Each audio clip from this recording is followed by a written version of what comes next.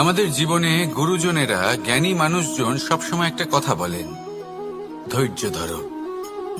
শুধুমাত্র দুটো শব্দ, কিন্তু কতটা বিশাল সেটা বোঝার চেষ্টা করুন।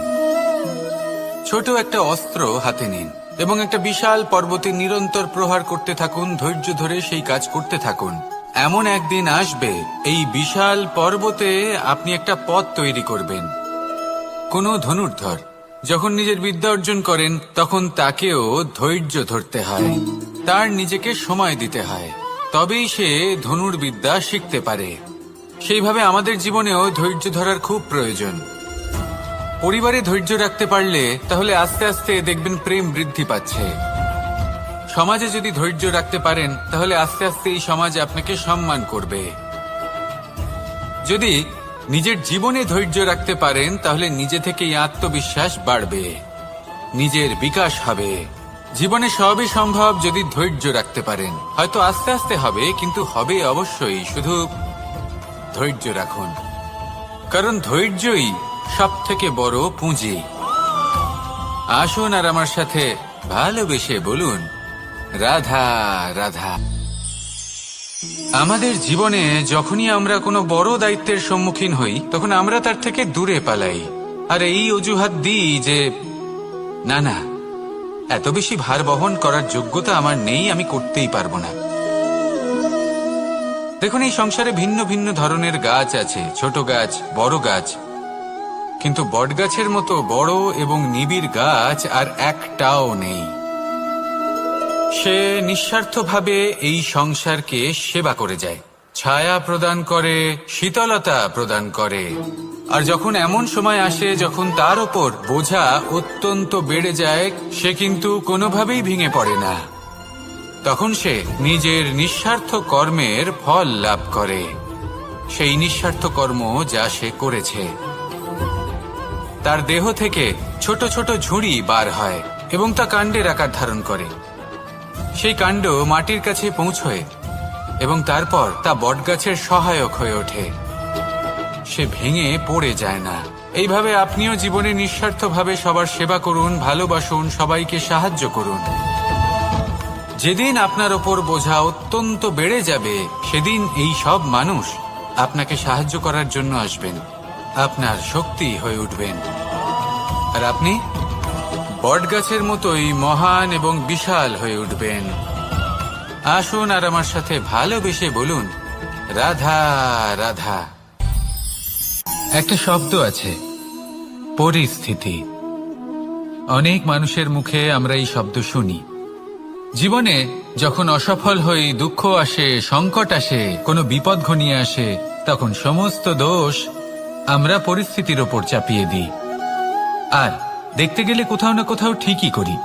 এই পরিস্থিতি প্রত্যেক দিনের মতো পাল্টাতে থাকে, কিন্তু এই দিন, এই রাত, এমন কেউ আছেন যিনি এর ওপরেও নিয়ন্ত্রণ সাধন করেন, আর তিনি হলেন সূর্য। ঠিক সেই রকমই আমাদের জীবনেও সূর্য হলো এই মন। যদি এই মনের উপর আমরা নিয়ন্ত্রণ করতে পারি, তাহলে আমরা জীবনকেও নিয়ন্ত্রণ করতে পারবো। প্রথমে এই মনের রাজা হয়ে উঠতে হবে। তাই মনে রাখবেন, যদি মন দুর্বল হয় তাহলে পরিস্থিতি আমাদের সমস্যা বলে মনে হবে। এই মন যদি স্থির হয়, পরিস্থিতি প্রতিস্পর্ধা বলে মনে হবে। আর এই মন যদি শক্তিশালী হয়ে ওঠে, তাহলে যে কোনো পরিস্থিতি আপনার কাছে একটা সুযোগ মাত্র, এমন এক সুযোগ যাতে অগ্রসর হয়ে আপনি মহান হয়ে উঠতে পারেন। এই মনের শক্তির বৃদ্ধি ঘটান, মহান হয়ে উঠুন, আর আমার সাথে ভালোবেসে বলুন, রাধা রাধা। খুব সুন্দর একটা কাহিনী আছে। একবার এক ব্যক্তি নিজের অসফলতার জন্য ত্রস্ত হয়ে সময় দেবতার তপস্যা করতে বসলেন। উনি তপস্যা করলেন এবং সময় দেবতা প্রসন্ন হলেন, মানুষের রূপ ধারণ করে ওনার সামনে প্রকট হলেন। এবার সেই ব্যক্তি ওনাকে জিজ্ঞেস করলেন যে কি এমন আছে যার জন্য আপনি বারবার জয়ী হন আর আমি চিরকাল পরাজিত হয়ে থাকি? কেন এত পরিশ্রম করা সত্ত্বেও আমি সাফল্য লাভ করতে পারি না? তখন সময় দেবতা উত্তর দিলেন যে দিন হোক বা রাত, ঝড় হোক বা ভূমিকম্প, রোদ হোক বা বৃষ্টি হোক, সময়ের সূত্রপাত হোক বা প্রলয়, আমি থামি না, আমি চলতেই থাকি। আর সেই জন্য যিনি থেমে যান তিনি পরাজিত হন, আর আমি জয়ী হই। এটাই আমাদের শিখতে হবে। জীবনে সবসময় চলতে থাকুন, কখনো থামবেন না। হ্যাঁ, কিছুক্ষণের জন্য বিরতি নিতে পারেন, বিশ্রাম করার জন্য, নিজেকে আরো সশক্ত করে তোলার জন্য, কিন্তু থেমে যাবেন না। নিরন্তর কর্ম করতে থাকুন, পরিশ্রম করতে থাকুন, তবেই এই সংসার আপনাকে মনে রাখবে। আসুন আমার সাথে ভালোবেসে বলুন, রাধা রাধা। মানুষ তার জীবনে দুই ধরনের পরিস্থিতিকে খুব ভয় পায়। এক, কোনো কারণবশত কারোর সামনে নত হওয়া। দুই, কোনো কারণে নিজের চরিত্র থেকে, নিজের মূল্যবোধ থেকে বিচ্যুত হওয়া। এবার কেন হয় এরকম যে কথায় কথায় কারোর সামনে নত হতে হয়? কেন বারংবার নিজের চরিত্র থেকে চ্যুত হতে হয়? এরকম কেন হয়? এটা তখনই হয় যখন আমাদের শিক্ষা এবং মূল্যবোধের অভাব থাকে। যদি মানুষের মধ্যে প্রকৃত শিক্ষা থাকে, তাহলে এই সংসারে কোনো সময় এবং কারোর সামনেই নত হওয়ার কোনো প্রয়োজন নেই। যদি মানুষের মধ্যে মূল্যবোধ থাকে, তাহলে তাকে নিজের মূল্যবোধ বা চরিত্র থেকে বিচ্যুত হতে হয় না, তা সে যাই হয়ে যাক না কেন। কোনো বালককে যদি জন্ম থেকেই সুশিক্ষার অধিকারী করা হয়, শিক্ষিত করা হয়, মূল্যবোধের অধিকারী করা হয়, তবে সে এই সংসারে এমন কর্ম করবে যাতে সে নিজেকে, নিজের পরিবারকে, সমগ্র সমাজকে গর্বিত করতে পারে। শিক্ষা লাভ করুন, মূল্যবোধ লাভ করুন, এবং আমার সাথে ভালোবেসে বলুন, রাধা রাধা। আমাদের সকলের জীবনে একটা লক্ষ্য থাকে যেটা আমরা লাভ করতে চাই। ঠিক যেন একটা প্রতিস্পর্ধা বিদ্যমান যে কে সব থেকে আগে নিজের লক্ষ্যে পৌঁছতে পারবে। আর সেই জন্য আমরা সকলেই খুব তাড়াতাড়ি এগোতে চেষ্টা করি, বড় এবং দীর্ঘ পদক্ষেপ ফেলি, যাতে তাড়াতাড়ি নিজের লক্ষ্যে পৌঁছতে পারি। কিন্তু এক অত্যন্ত গুরুত্বপূর্ণ বিষয় আছে, সবসময় লক্ষ্য সামনে থাকবে না, কখনো কখনো তা খুঁজতে হয়। এই যাত্রা খুব কঠিন হতে পারে, আর ঠিক এই কারণেই সবসময় দ্রুত গতিতে চলা বা তাড়াতাড়ি পথে চলা সেটা আবশ্যক নয়। তার থেকেও বেশি গুরুত্বপূর্ণ হলো ভেবেচিন্তে তারপর পথ চলা। যদি ভেবেচিন্তে পদক্ষেপ ফেলেন, চলতে পারেন, তাহলে সেটাই সর্বশ্রেষ্ঠ পদক্ষেপ। কখন কোন দিকে যেতে হবে, কখন কোথায় দিক পাল্টানো যাবে না, কখন গতি বেশি রাখতে হবে, কখন কম, কখন থামবো, কখন চলবো, এই সব কিছুর বিষয়ে জ্ঞান অত্যন্ত গুরুত্বপূর্ণ, এবং ভেবে চিন্তে চলতেই হবে। সেই জন্য শুধু তীব্র গতিতে সামনে এগোলে চলবে না, ভাবনা চিন্তা করে এগোতে হবে। আসুন আমার সাথে ভালোবেসে বলুন, রাধা রাধা। পায়েস হলো আমার বিশেষ প্রিয়। এর মধুর স্বাদ মনকে প্রফুল্ল করে তোলে। ছোটবেলায় মা আমার জন্য পায়েস বানাতেন এবং আমাকে বলতেন যে গরম থাকতে থাকতে খেয়ে নে কানাই, ঠান্ডা হয়ে গেলে ভালো লাগবে না। কিন্তু আমিও দুষ্টু ছিলাম, ঠান্ডা হওয়া পর্যন্ত অপেক্ষা করতাম, আর ঠান্ডা হয়ে যাওয়ার পরে মার কাছে যেতাম আর ওনাকে বলতাম যে মা, পায়েস তো ঠান্ডা হয়ে গেছে, এটা গরম করে দিন।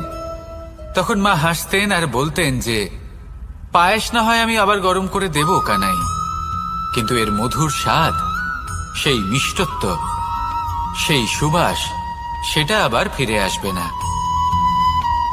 কথাটা সত্যি,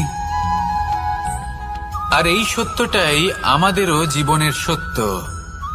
আমাদের জীবনের মধুর সম্পর্কগুলি, এতে যখন কটুভাব প্রবেশ করে তখন সেই মিষ্টত্ব ফিরিয়ে আনা প্রায় অসম্ভব ব্যাপার হয়ে যায়। আপনি চেষ্টা করে সেই সম্পর্ক ঠিক করতেই পারবেন, তার জন্য অগাধ পরিশ্রম করতে হবে, কিন্তু আবার সেই মিষ্টত্ব কখনো ফিরে আসবে না। সেই জন্য আপনার জীবনের যে মধুর সম্পর্ক আছে, যতটা সম্ভব চেষ্টা করুন তাতে মিষ্টত্ব বজায় রাখতে। কটুভাব আসতে দেবেন না। আসুন আর আমার সাথে মধুর স্বরে বলুন, রাধা রাধা। শব্দ, শব্দ আসলে কি? শুধুই কয়েকটি অক্ষরের সমষ্টি, নাকি আমাদের বাণী, এই শব্দ এমন এক শক্তি যা কাউকে এই নিজের বশবর্তী করে ফেলতে পারে। শব্দ এমন এক অস্ত্র যা কাউকে ক্ষত বিক্ষত করে দিতে পারে।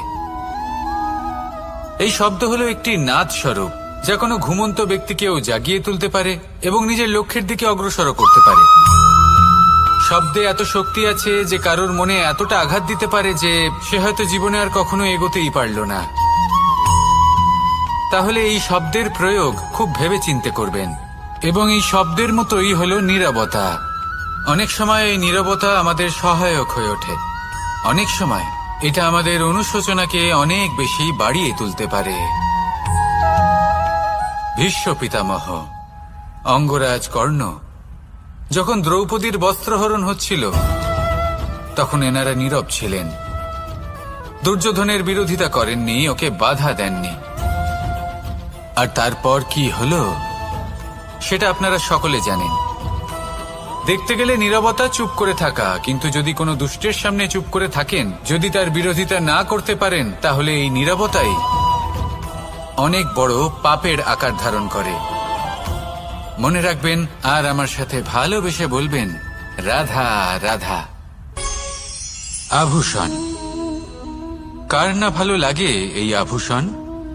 আমরা পরিশ্রম করি, ধন অর্জন করি আর আভূষণ কিনে থাকি, কখনো নিজের জন্য, কখনো বা তাদের জন্য যাকে আমরা ভালোবাসি, বা তাদের জন্য যাকে আমরা সম্মান করি। হয়তো সেই জন্যই সীতা চূড়ামণি ধারণ করেছিলেন এবং আমি সামন্তকমণি। কিন্তু এটাই কি সেই প্রকৃত আভূষণ যা আপনার মূল্য বৃদ্ধি করে? না।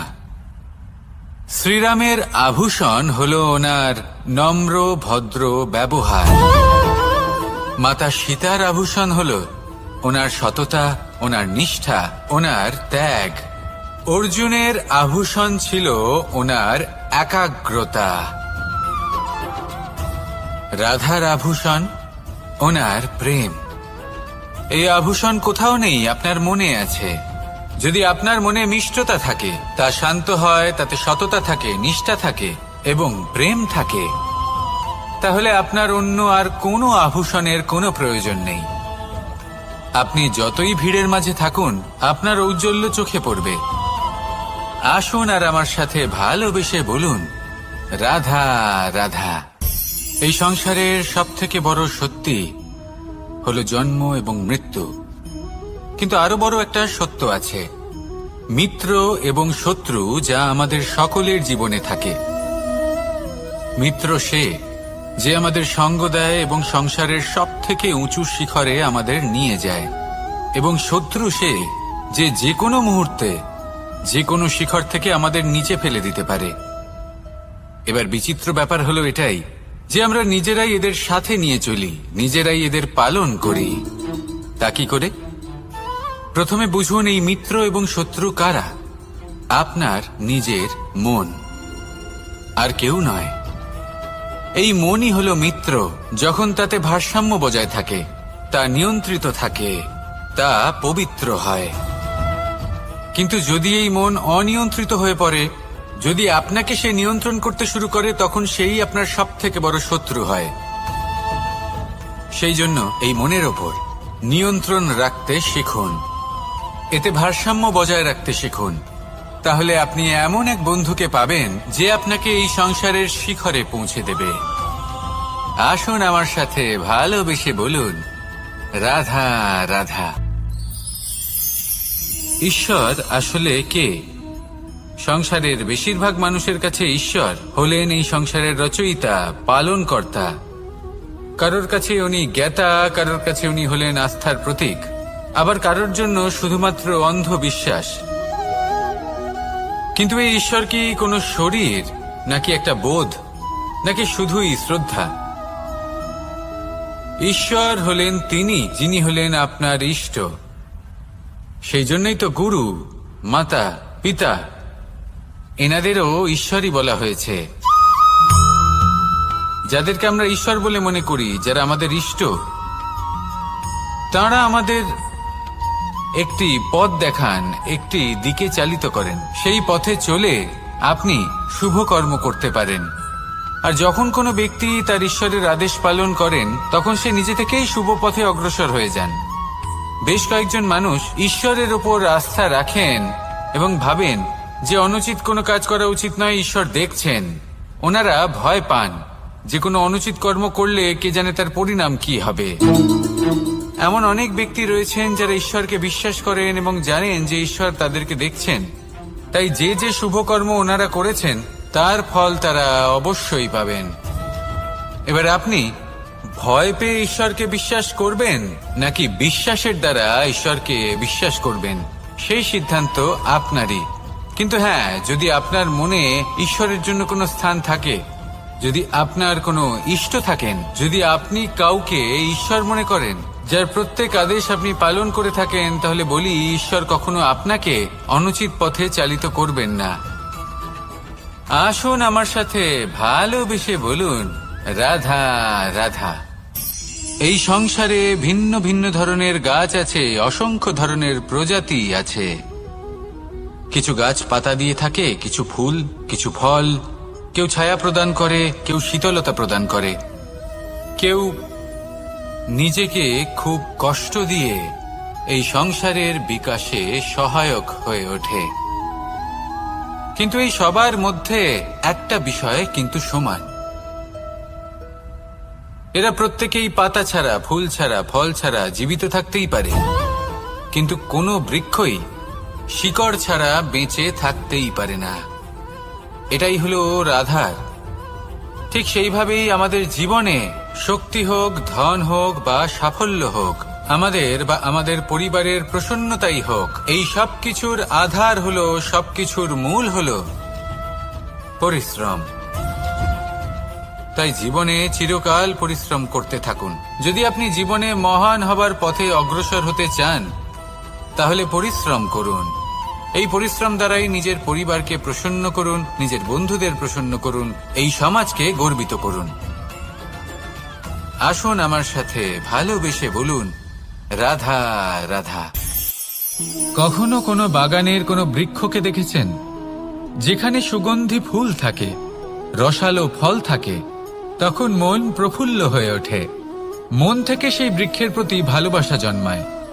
কিন্তু যিনি বাগানের মালিক, শুধুমাত্র তিনিই জানেন যে কিভাবে এই বৃক্ষকে আগলে রাখতে হয়, কিভাবে তার পরিচর্যা করলে এতে সুন্দর সুগন্ধি ফুল হবে, রসালো ফল হবে। কখনো কখনো প্রয়োজনের থেকে বেশি রোদ পেলে এই বৃক্ষগুলি শুকিয়ে যায়, প্রয়োজনের থেকে কম রোদ পেলেও এই বৃক্ষ কিন্তু শুকিয়ে যায়। প্রয়োজনের থেকে কম জল যদি পায়, এই বৃক্ষ শুকিয়ে যেতে পারে। প্রয়োজনের থেকে অতিরিক্ত জল যদি পায়, তখনও এই বৃক্ষের শিকড়গুলি নষ্ট হয়ে যেতে পারে। এবার এটাই কিন্তু আমাদের সংসারের সাথেও হয়। আমাদের সংসারের সকল প্রতিভাশালী ব্যক্তি, যেমন লেখক, বিচারক, প্রবক্তা, যোদ্ধা, এদের সবার ক্ষেত্রে এই কথাটাই প্রযোজ্য।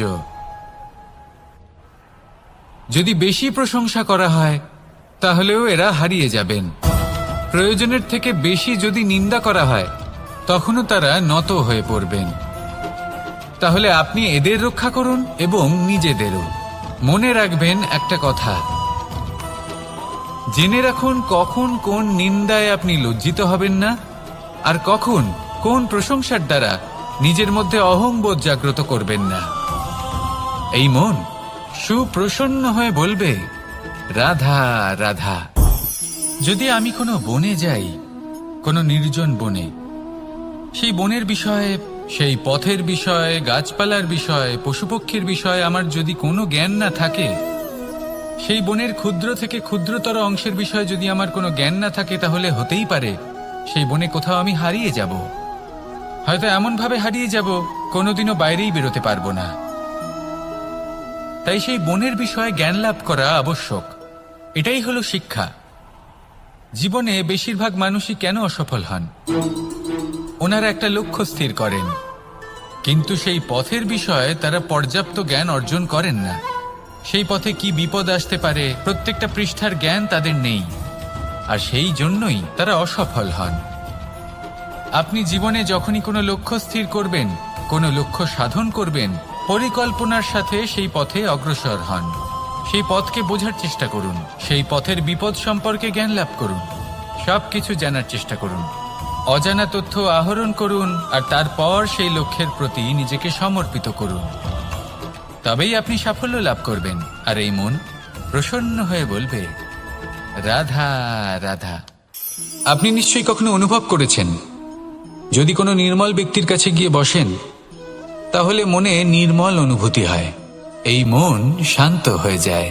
সেইখানেই কোনো দুশ্চরিত্র মানুষের কাছে গিয়ে বসলে এই মন বিচলিত হয়ে যায়। কারণটা কি? কারণ যে ব্যক্তি নির্মল মনের, তিনি সবার মধ্যে নির্মলতা ছড়িয়ে দেন।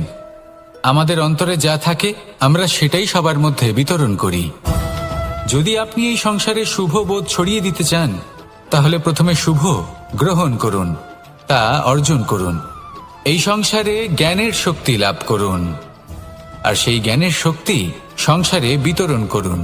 শান্তি এবং সন্তোষ প্রদান করুন, কারণ যেমন বীজ এই সংসারে বপন করবেন তেমনই ফল আপনি লাভ করবেন। যেমন দেবেন তেমন ফিরেও পাবেন। এই সংসারে জ্ঞান প্রদান করুন, শান্তি প্রদান করুন, সন্তুষ্টি প্রদান করুন। এই সংসারে ভালোবাসা বিতরণ করুন, আর এই প্রেম ভাব নিয়েই বলুন, রাধা রাধা। এই সংসারে দুই ধরনের মানুষ দেখা যায়, এক সরল, দুই জটিল। এবার এই যে সরল ব্যক্তি থাকে তাদের এই সমাজ দুর্বল মনে করে। এমনিতে দেখতে গেলে জলও সরল, বায়ুও সরল, ওনারা যেদিকে চাইবেন প্রবাহিত হতে পারেন, এনাদের যে আকার দেবেন সেটাই ধারণ করবেন। কিন্তু এরা বাস্তব রূপ ধারণ করলে তখন কি হয়? এই জল এমন এক ধারায় পরিণত হয় যে অনেক বড় বড় পাথরকে খণ্ডিত করে দিতে পারে। এই বায়ু এমন এক চক্রবাতে পরিণত হয় যা সংসারে বিনাশ ডেকে আনে। তাই যে ব্যক্তি সরল, তার সরলতাকে সম্মান করুন, তাকে সম্মান করুন, তাকে ভালোবাসা দিন, আর আমার সাথে ভালোবেসে বলুন, রাধা রাধা। খেলা খেলতে কে না ভালোবাসেন? আমরা প্রত্যেকেই যখন সময় পাই, সুযোগ পাই, তখনই আমরা কোনো খেলা খেলি। খেলার সময় দুই ধরনের মানুষ ওখানে থাকেন, এক যারা অংশগ্রহণ করেন, আর দুই যারা দেখতে থাকেন, যারা দর্শক হয়ে দেখেন, যারা নিজের পক্ষের বিজয়ের ফলে উচ্ছ্বসিত হয়ে থাকেন, পরাজয়ের ফলে শোক পালন করেন, পরামর্শ দিয়ে থাকেন। আর বিজয়ী কে হন? বিজয়ী তিনি হন যিনি অংশগ্রহণ করেন। নির্বাচন আপনাকে করতে হবে, আপনি কি করতে চান? আপনি কি খেলোয়াড় হতে চান, নাকি আপনি দর্শক হতে চান? যদি আপনি বিজয়ের আনন্দ লাভ করতে চান, সেই রোমাঞ্চ অনুভব করতে চান, তাহলে খেলতে হবে, ময়দানে আপনাকে নামতেই হবে। পরাজয়ের সম্ভাবনার ভয়ের সাথে আপনাকে লড়াই করতেই হবে, বিপক্ষের আহ্বানকে স্বীকার করতেই হবে, খেলোয়াড় হয়ে উঠতে হবে, তবেই এই বিজয়ের সম্ভাবনা থাকবে। আসলে কি, দর্শক হয়ে পরামর্শ দেওয়া অত্যন্ত সহজ, ময়দানে নেমে অংশগ্রহণ করা অত্যন্ত কঠিন। আর এখানে যেটা সহজ তা আপনাকে বিজয়ের পথে কখনোই নিয়ে যাবে না। আসুন আমার সাথে ভালোবেসে বলুন, রাধা রাধা। এই সংসারে মানুষ জন্মগ্রহণ করেন, বড় হতে থাকেন, পুরুষার্থ লাভ করেন, অর্জন করেন। অর্জন করা আসলে কি? বেশিরভাগ মানুষ বলেন অর্জন করা অর্থাৎ ধন সম্পত্তি অর্জন করা। আর কি অর্জন করা যায়? আর কি লাভ করা যায়?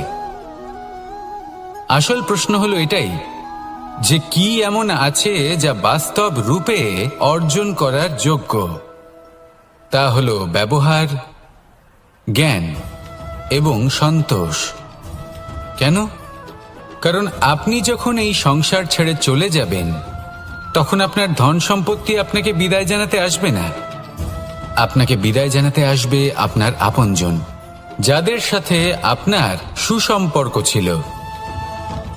সমগ্র সংসারে সহস্র মানুষ ধন অর্জন করে থাকেন, শ্রেষ্ঠ মানুষ হলেন তিনি যিনি ব্যবহার, জ্ঞান এবং সন্তোষ অর্জন করে থাকেন, একে সকলের মধ্যে বিতরণ করেন। তাই এটাই করুন, আর আমার সাথে ভালোবেসে বলুন, রাধা রাধা। এই সংসারের আরম্ভ থেকে এখনো পর্যন্ত এবং ভবিষ্যতেও একটা যুদ্ধ আছে যা হয়ে চলেছে, চলতেই থাকবে। পাপ এবং পুণ্যের মধ্যে যুদ্ধ, সত্য এবং অসত্যের মধ্যে যুদ্ধ।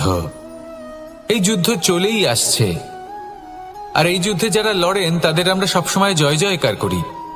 আর যারা এই জয় জয়কার করেন তাদের প্রত্যেকের একটা বিশেষ গুরুত্ব থাকে। যখনই কোনো যোদ্ধা যুদ্ধক্ষেত্রে ক্লান্ত হয়ে পড়ে, শক্তিহীন হয়ে পড়ে, তখন এরা জয় জয়কার করে, শঙ্খ বাজাতে থাকে। সেই যোদ্ধাকে অনুপ্রেরিত করে, শক্তি এবং সাহসে ভরিয়ে তোলে, আর তখন সেই যোদ্ধা সেই যুদ্ধকে এগিয়ে নিয়ে যেতে পারে। যখন শ্রীরাম লঙ্কা যাত্রা করার জন্য সেতু তৈরি করছিলেন, তখন একটা ছোট্ট মিষ্টি কাঠবিড়ালি নিজের মুখে মাটির টুকরো বয়ে নিয়ে গিয়ে তার সাধ্যমতো তাকে সাহায্য করছিল। শ্রীরাম দেখলেন এবং বললেন যে ও তো সবার মনোবল বৃদ্ধি করছে, সবাইকে প্রেরিত করছে। ও বলল যে আমি এত ছোট হয়েও যদি এই কাজ করতে পারি, তাহলে আপনারা সবাই কেন পারবেন না? এটাই হলো সেই সকলের মাহাত্ম্য, যারা জয় জয়কার করেন, অনুপ্রেরিত করেন, সাহস যোগান। ওনারা সেই ব্যক্তি যারা একজন যোদ্ধার মধ্যে যুদ্ধকে জয় করার শক্তি প্রদান করেন। আসুন আমার সাথে ভালোবেসে বলুন, রাধা রাধা।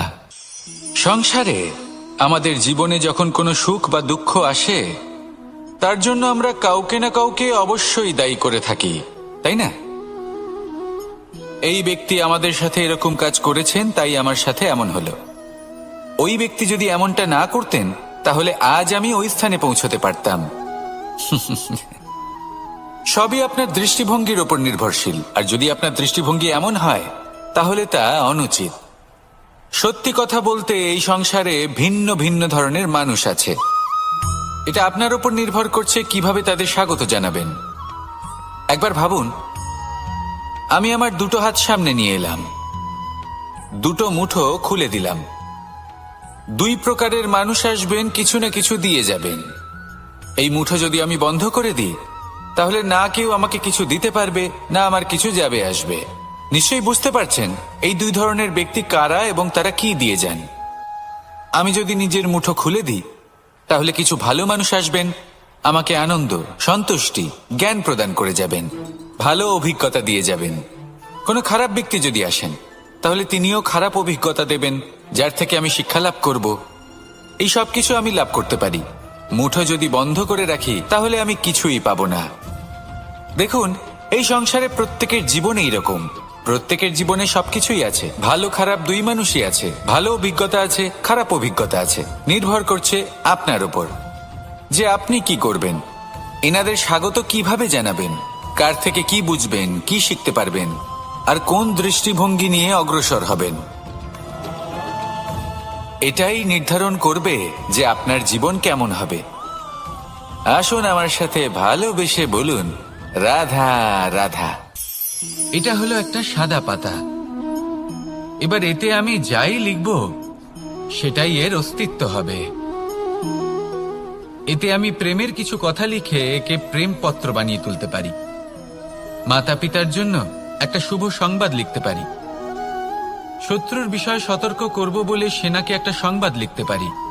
দ্বারকাবাসীর জন্য কোনো সংবাদ পাঠাতে পারি। যাই লিখব, এই পত্র সেটাই হয়ে উঠবে। সেই রকমই হলো আমাদের জীবন। আমরা যেমন কর্ম আমরা করব, আমাদের অস্তিত্ব এবং ব্যক্তিত্ব ঠিক তেমনই হয়ে উঠবে। যদি আপনি একটা অসাধারণ, উজ্জ্বল এবং সম্মানজনক জীবনযাপন করতে চান, তাহলে তার একটা রহস্য আপনাকে বলি। যেমন কথন হবে, কর্ম তেমন হবে। অর্থাৎ যতটুকু বলেছেন ততটুকুই করুন, আর যতটুকু করেছেন ততটুকুই বলুন। এই একটা নিয়ম যদি আপনারা পালন করেন, তাহলে এই সংসারের সমস্ত পণ্ডিত আপনাকে অবশ্যই সম্মান করবেন। তাহলে এটাই করুন, আর আমার সাথে ভালোবেসে বলুন, রাধা রাধা। কখনো কোনো পাখিকে দেখেছেন? যখন সে প্রথমবার উড়তে চেষ্টা করে, সে বাসা থেকে মাটিতে পড়ে যায়, কিন্তু সে হার মানে না। চেষ্টা করতে থাকে, করতেই থাকে, ডানা ঝাপটাতে থাকে, আর তারপর সে উড়তে শেখে। গোল শালগ্রাম শিলাকে দেখুন, পর্বত থেকে খসে পড়ে, ধাক্কা খায়, জলের প্রবাহ দ্বারা ঘর্ষিত হয়, তারপরে তা শালগ্রামে পরিণত হয়। ভেবে দেখুন, যদি কোনো পাখি প্রথমবার উড়তে গিয়ে এটা ভাবে যে না না, যদি আমি পড়ে যাই তবে, আমার যদি আঘাত লাগে তবে, আর যদি ভয়ের কারণে সে শুরুই না করতে পারে, চেষ্টাই না করে, তাহলে কি সে উড়তে শিখবে? কখনোই নয়। এটাই আমাদের শিখতে হবে, প্রারম্ভ করতে হবে। তা অত্যন্ত গুরুত্বপূর্ণ। যখন আমরা কিছু শুরু করি তখন ভয় করে, কিন্তু যদি এটা না করেন জীবনে কখনো সামনে এগোতেই পারবেন না। হতেই পারে প্রারম্ভ করার পরে আপনি পড়ে যাবেন, বারবার নিচে পড়ে যাবেন, কিন্তু যদি নিরন্তর চেষ্টা করতে থাকেন তাহলে একদিন না একদিন আপনি অবশ্যই সফল হবেন। এই শুরু করাটাই সব থেকে বেশি কঠিন। এর দ্বারা ভয়ভীত হবেন না। আসুন আর আমার সাথে ভালোবেসে বলুন, রাধা রাধা। যদি আমি আমার চোখ বেঁধে কোনো একটা নির্দিষ্ট দিকে নিজের সমস্ত শক্তি প্রয়োগ করে ছুটে যাই, তাহলে কি হবে? আমি কোথাও ধাক্কা খেতে পারি, নিজের ক্ষতি করতে পারি, কোথাও পড়ে যেতে পারি, তাই না? অর্থাৎ এটা নিশ্চিত এই কাজ আমার করা উচিত নয়। কিন্তু আজকের দিনে প্রত্যেকটা মানুষ এই কাজই করছেন, তাই না? কোনো কাজ করার পূর্বে সেই কাজের বিষয়ে সম্পূর্ণ তথ্য কোথায় সংগ্রহ করছেন? শুধু এটুকু জানেন যে এই কাজটা করলে কত ধন অর্জন করবেন আর কত নাম হবে, আর ব্যাস সামনে এগিয়ে যান। এটা উচিত নয়। পূর্ণরূপে যে কোনো কাজ করার আগেই সেই কাজের বিশ্লেষণ করে নেওয়া উচিত, তা বুঝে নেওয়া উচিত, এবং সেই বিষয়ে অবশ্যই খেয়াল রাখা উচিত যে আপনার শরীর এবং আপনার মন এই কাজ করার জন্য কি প্রস্তুত রয়েছে। যদি তা না হয় তাহলে প্রথমে নিজেকে শুধরে নিন, তারপরে সেই কাজ করুন। যদি এইভাবে জীবনে সামনে এগোন তাহলে সাফল্যের সম্ভাবনা জীবনে অনেক বেশি বেড়ে যাবে। তাহলে এটাই করুন আর আমার সাথে ভালোবেসে বলুন, রাধা রাধা। এই সংসারের সব থেকে বড় যোদ্ধা কে? কেউ বলবেন অর্জুন, কেউ বলবেন ভীম, কেউ বলবেন হনুমান, আদি ইত্যাদি। কিন্তু এই সংসারের সব থেকে বড় যোদ্ধা আপনার মনের ভেতরে আছে, আপনার মনের মধ্যে আছে। সেই ব্যক্তি সব থেকে উঁচুতে পৌঁছতে পারেন যিনি নিজের অন্তরের খামতি বুঝতে পারেন, নিজের দোষ বুঝতে পারেন, তার সাথে লড়াই করেন এবং তার উপর বিজয় লাভ করেন। যে ব্যক্তি এটা শিখতে পারেন, যে ব্যক্তি এটার উপর জয়লাভ করতে পারেন, তিনি হলেন সব থেকে বেশি শক্তিশালী, সব থেকে বেশি বীর এবং সব থেকে বেশি পরাক্রমী ব্যক্তি। আমরা সকলে এই সংসারকে পাল্টাতে চাই। তার জন্য প্রথম পদক্ষেপ আপনাকে নিতে হবে, নিজেকে দোষমুক্ত করতে হবে। যদি মানুষ নিজের অন্তরের দোষ বুঝতে পারেন